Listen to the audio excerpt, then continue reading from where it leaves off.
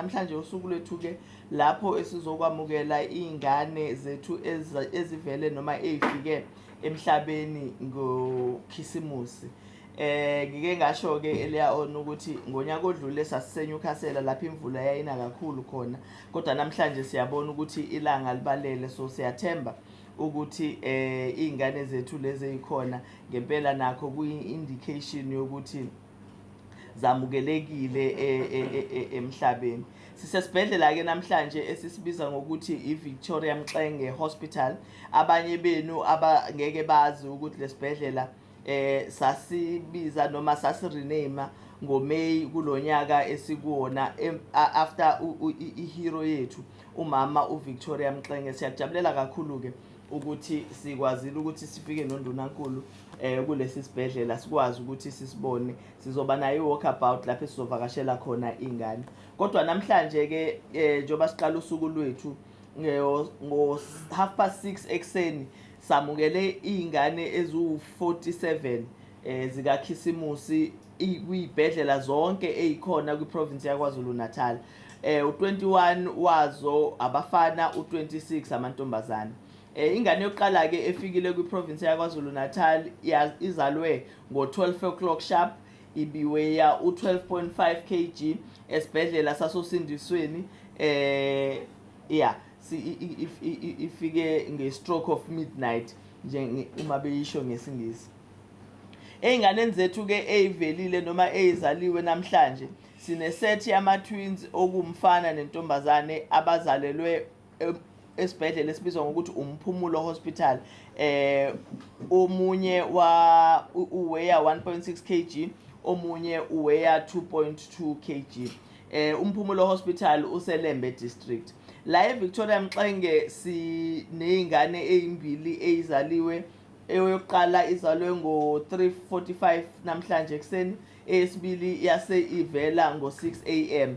Ngishilo ke uma ngichaza ukuthi iy'namba zethu zey'ngane azivamile ukuma lezi nje ezasekuseni kuyothi kushona ilanga iy'namba zethu ngempela ziyobe seyikhulile. Siyafisa ke ukwamukela bonke ababe ney'ngane futhi sibahalalisele ukuthi bakwazile ukuthi badilive izingane, ngoba siyayazi ukuthi i-process enhle leyo nethandekayo generally emndenini.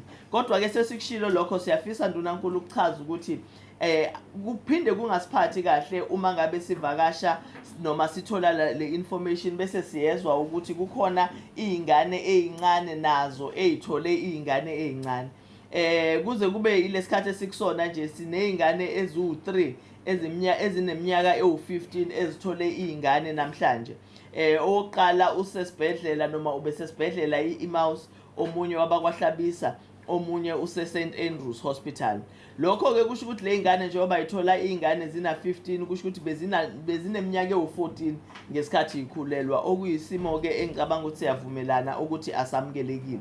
Obaba ababili beingane baneminyaka ewu19, owesithathu uneminyaka ewu23, umdodovu wekhehla nje ozalise ingane eneminyaka ewu14.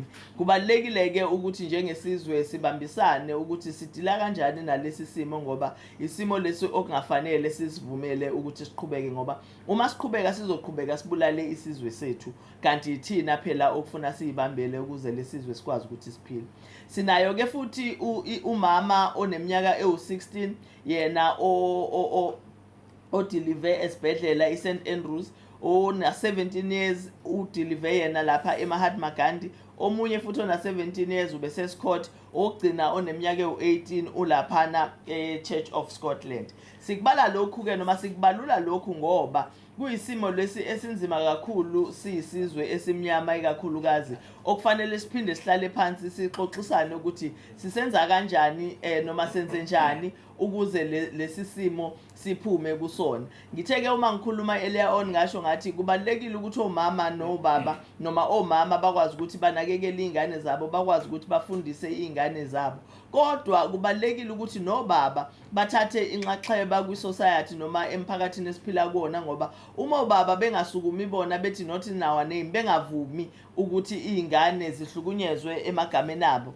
ngeke uphele lo mkhuba. Ingane ena-14 uma ikhulelwa isuke ingakhulelisiwe leyo ngane, isuke ihlukunyeziwe. Kufuna sivumelane-ke njengomphakathi, sibambisene siyomama nobaba ukuthi lokho sizokuvimba. Lokho sekufike isikhathi sokuthi ngempela akuyekwe phansi manje, ngoba uma siqhubeka nakho silokhu sixoxa nje singasho lutho noma singenzi lutho, kuzoqhubeka iy'ngane zethu, ne-future yey'ngane zethu ihlukumezeka.